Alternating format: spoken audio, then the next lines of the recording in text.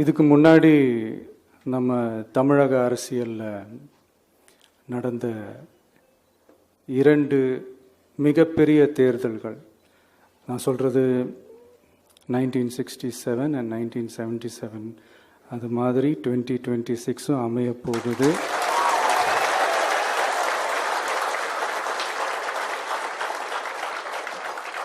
அப்படின்றத நம்ம ரொம்ப உறுதியாக இருக்கிறோம். முதலேருந்து அதை நம்ம சொல்லிக்கிட்டு இருக்கிறோம்.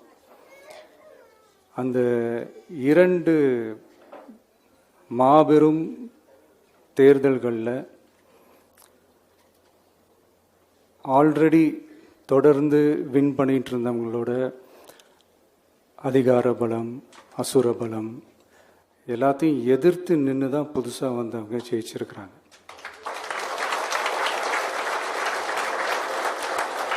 எப்படி ஜெயிச்சாங்க அப்படின்னு பார்க்கும்போது அது சிம்பிள் லாஜிக் தான்.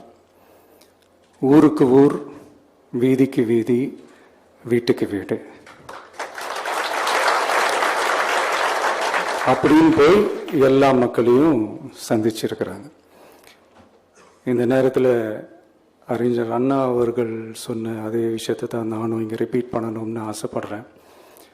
மக்களிடம் செல், மக்களிடம் இருந்து கற்றுக்கொள், மக்களுடன் வாழ்,